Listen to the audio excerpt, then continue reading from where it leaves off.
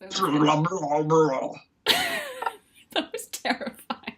That's so gonna be my intro. Just you doing that. Just me just freaking out.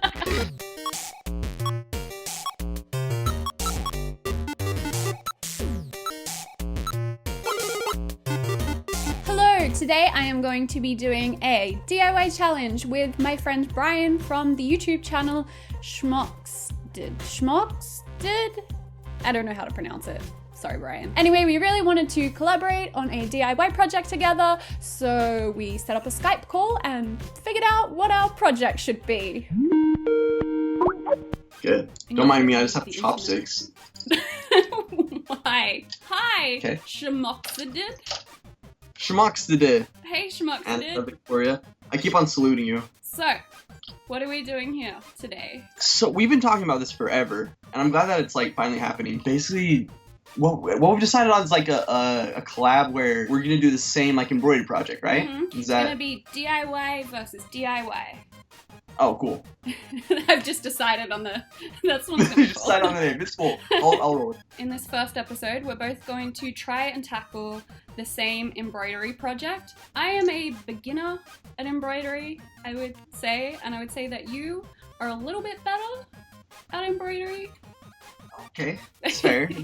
I'm definitely no expert, but You're like see. a level above, at least. Okay, so we're gonna do the same project and see how both of us approaches it and how they both turn out. We've chosen a clip art image as our reference. You chose that. It is a peony? Peony? I don't know how to say it. Peony. It's a peony? It's a really puny flower. Peony. So we're both going to try and embroider a peony Yes. from our reference image, and we're both going to do it on some denim. And then when we've done it, we're going to come back and compare and see how we went. And we're going to take you guys watching at home through the process Right here. of what we do. Cool. All right. Good luck. Good. All right. Cool. Bye. Bye. Okay, so the item that I am going to attempt to be embroidering with this peony image are these grey denim shorts. I think I'll place the peony like just underneath one of the pockets here. I think that'll look pretty cute. Now this particular pair of denim shorts has been on quite the journey. When I first met them, they were already secondhand jeans that then became my clear knee mom jeans, and then later my dirt covered jeans. By the way, if you're new to this channel, if you've come from Bryan's channel, I didn't make those up. I have a series where I try and recreate other fashion trends from the internet, and that was 2 of them. Anyway, they then got washed, so they weren't dirty anymore, but they still had dirt stains on them, so I also dyed them. I tried to dye them black and got impatient and took it out too early, but they ended up this nice grey color, which I actually like quite a lot, so I'm gonna keep it like this and gonna use them to do some embroidery, so let's get started. Okay, so first off, I thought I'd be all fancy like and make a stencil that would show the different sections of the flower a bit more clearly. So I brought the image into Photoshop and I used the threshold function to get the outline of the flower. I laid the original image temporarily on top and I used it to draw the different sections of leaves and petals where the colors change. And I ended up with this, a more simple stencil that shows all the different parts clearly. I had planned to use embroidery tracing transfer paper and trace over this image, which is why I made the simple stencil, but it turned out that the embroidery transfer paper didn't show up well enough on the grey denim fabric. So I ended up just going around the shape in a water-soluble fabric marker.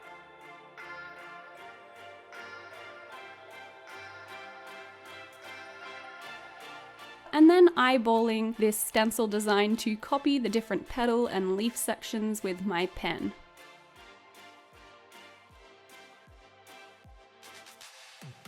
So this is the outline to show me where I'm going to be embroidering. Oh, and one more thing, I also cut out a square of interfacing, which is this, and I ironed it to the inside of the shorts behind the peony design that I'd just drawn on, which will help keep the finished embroidery design stable, and keep the fabric more stable while I'm stitching. Then I set this outline design in an embroidery hoop, and then I picked out a variety of green and pink embroidery threads, and then I began stitching away. Oh, and I think I should mention I was able to access the back of my design through the leg hole of the shorts. Obviously I don't want to sew through 2 layers of fabric here because that would sew the leg hole closed. Time for a time lapse.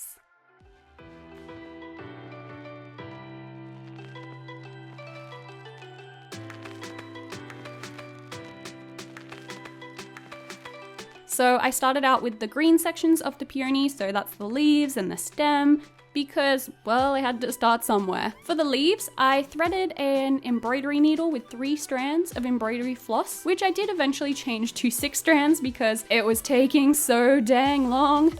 That 10 seconds of sped up footage you watched just then, that was 4 hours of my life. You might also notice that I didn't fill in the leaves all the way to the ends of the outline here. This was partly because I thought they looked a bit too big, and partly also to save time, because as I mentioned, it was taking a long dang time. Anyway, the pen I was using is water erasable, which means it dissolves in water, and it's just a guide, so I can get rid of that line later on, doesn't matter. So, onwards and upwards, I eventually moved myself to the couch to embroider, because if you're gonna spend hours of your life doing needlework, you might as well do it in front of some Netflix. And there was another 3 hours of my life just over in a short 15 seconds. Such is the fleeting nature of existence. Okay, so I wanted to show you the type of stitch that I used for all of the leaves. The stitch that I used is called satin stitch, and I'm doing a slightly modified version here to help me save on thread, make it less messy at the back as well. So to do this satin stitch, I brought my needle up next to the previous stitch at the edge of the shape, and then I pulled the thread all the way through. Then I brought the needle over to the other side of the shape next to the stitch I did previously, and I pushed the needle through, and then I brought all the thread through to the back, and then I repeated and repeated and repeated. Now, a couple of things to note. There is a quicker way to do this stitch by running the needle up and down in one swift move, but I'm not good enough at embroidery yet, so I'm showing you the most beginnery version possible.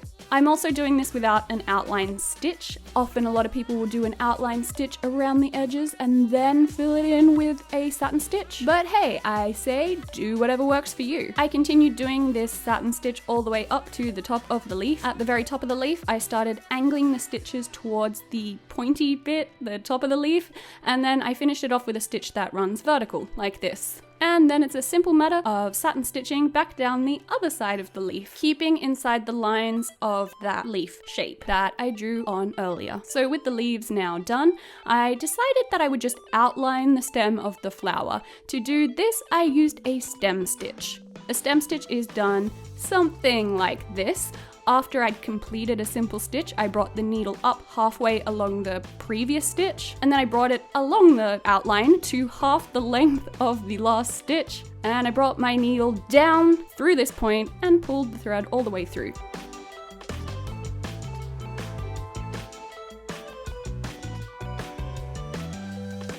And I continued doing this for the rest of the stem, and also finished off a sneaky little bit of leaf there too. By the way, I've included links to some much more clear and easier to understand tutorials for all of these stitch types that I'm mentioning, which you can find in the description box below. And after about 9 hours of my life, the green bits are all done. Yay! So next I got out a bunch of pink threads and I began on the flower. I stitched each different section, so each petal, a slightly different shade of pink, moving from lighter shades at the top of the flower down to darker ones as I moved further down the flower. I also stitched the different sections using really small stitches, all going in the same direction. And I blended the different sections across each of the sections' line. I did all of this using just one stitching technique, which is called a long and short stitch, which I'll show you how to do in more detail in just a second.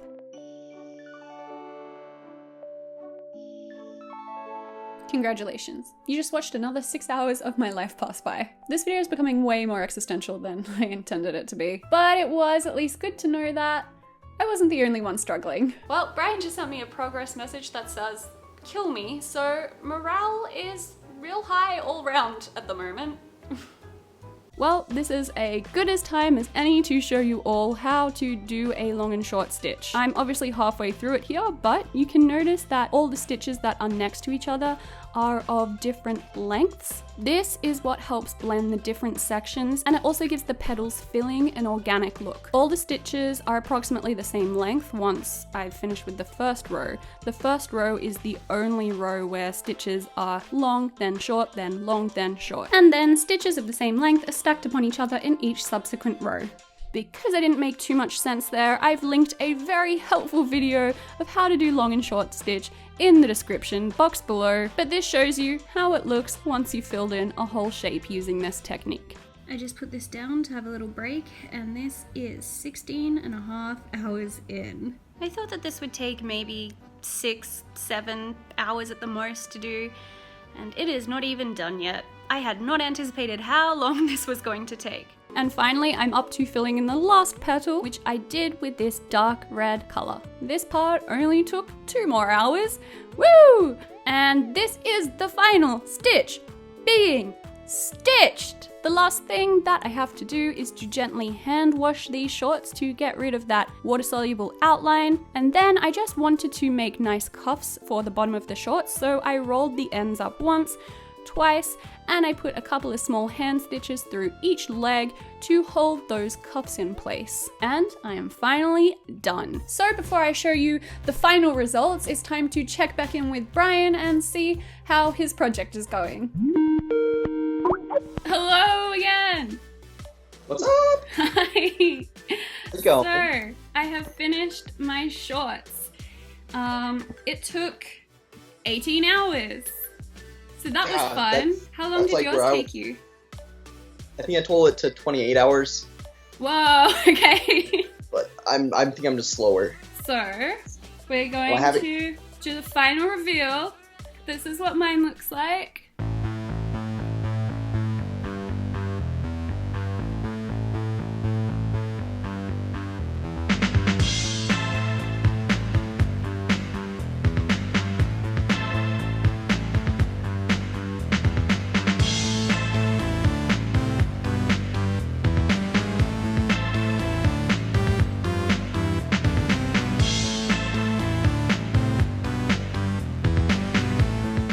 That's what mine looks like. Whoa, yours is gigantic. No wonder it took so long.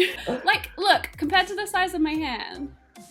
What if like you just have really big hands? I just have really small hands. You wouldn't know. Maybe. So what did you do? Well, no. What's funny because I did the long and short stitch as well. Oh yeah. But like, wow, it's so differently. nicely I blended. think. Oh, thank you. Yeah, that's like.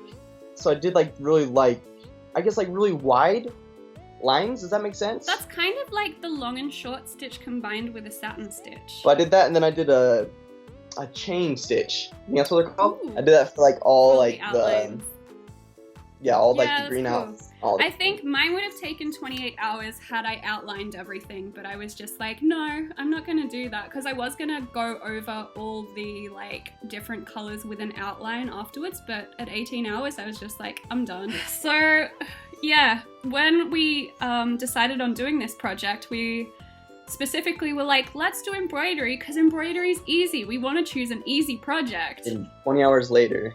But it was a good challenge. I wouldn't have ever stitched. This is the biggest thing I've ever stitched before. I don't think I ever would have finished it if I didn't have someone else that was kind of relying on me to finish it for a video project. And I don't know if it's the same for you. Like I've always wanted to like have a big flower stitch on one of my jean jackets. And I've never like had a reason to. Yeah. But it was really good. Like, there's so many stitches. Yeah. I to guess, how many stitches do you think you did? I would say easily 1,000, you know? I don't know. Yeah, I would say a few thousand stitches at least, definitely. Oh, yeah, definitely. what does the inside of your garment look like? So this is what the inside of mine looks like.